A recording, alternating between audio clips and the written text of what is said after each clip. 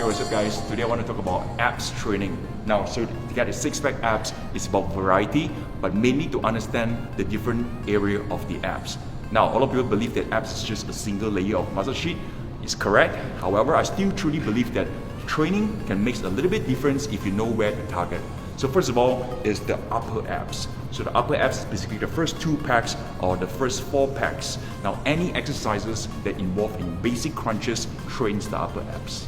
So exercises like crunches, like this, over here, do a crunch, mainly trains the upper abs, the middle abs, also a little bit of lower abs, right? So crunches, if you've been doing crunches and aiming to get a perfect, nice, full stacks of abs, crunches alone is not enough, right? So the next exercise is also for the upper abs that a lot of people do, and that is a high crunches.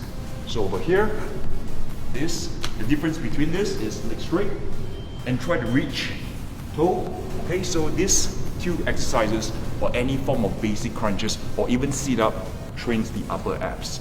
Now, in my opinion, upper abs, they are very easy to appear visible. It's because the lower abs is the one that hide underneath the belly fat, and the lower abs is very hard to target, especially if you have a very tight hip flexor. So moving on to the next, and that is the lower abs. What exercises that trains the lower abs? And that is reverse crunches. So crunches is like earlier, the exercise. Reverse crunches, however, is the movement is going to be the opposite.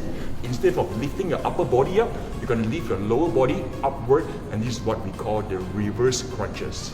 So instead of doing crunches, a reverse crunches will be like this. First of all, make sure your hands give a nice support on the floor and bring your knees up to the ceiling and lift. Now, the common mistakes of this exercise is keeping your legs straight at the end during the recovery phase, just like this. Well, not really a big mistake, however, it's just my personal opinion. If because your leg is really straight at the bottom, it involves in longer level, and this gives more tension to the lower back. In my opinion, it's not really necessary to fully lengthen your lower body at the bottom. You can just keep them bent, just like this. Keep them bent. This is good enough.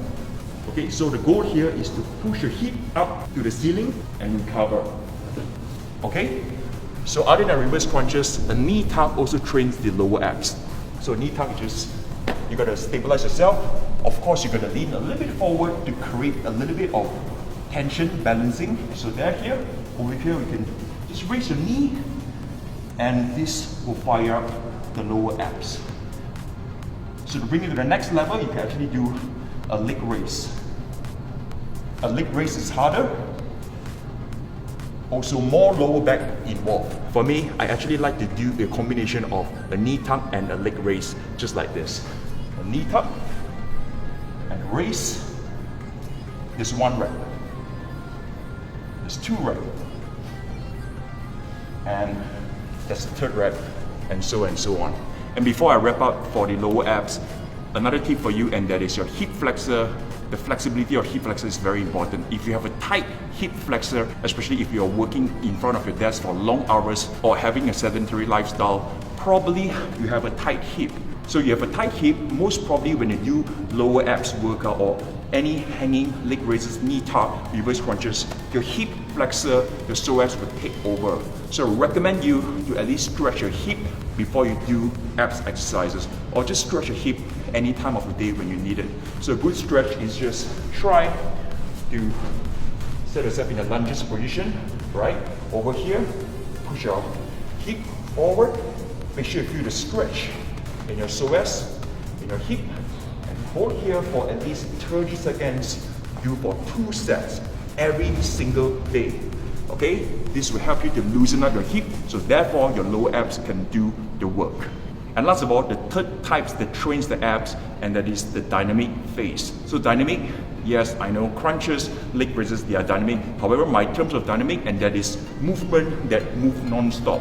This is not just great for building the abs, but also a good cardio, and also fire up another muscles such as serratus, your obliques, and also will help you to train the muscle group that hardly target in other exercises such as the Tony's belt. Okay, so exercises such as a bicycle crunches is dynamic, rapid dynamic. Another exercise, it can be a Russian twist and also a running plank. So these exercises, they are great abs builder and also they are very good cardio exercises that can be done at home, right? So there you have it, 3 phases, 3 ways, 3 types to train your abs in the gym, at home, but most importantly, to get a nice six-pack abs, it's not just about training. You see, training is just part of it. I would say only 20% of the 100%. The rest 80% is what you take care of your lifestyle, your diet, the quality of your sleep. Are you eating enough of fibers? Are you eating too much of junk food? Because training is only like what? 4% of your entire day if you train for 1 hour. The rest is the diet game, sleep, the lifestyle. So make exercise, make fitness a lifestyle thing. You've been training hard, must well just eat right, cut down the junk food, and over time, if you do all these exercises, also do my other exercises like push-ups, jumping jacks, do weights training, so and so on. This is what gives you a complete nice physique. Alright? Thank you for watching. I hope you learned something today, and I'll see you in the next video. Peace.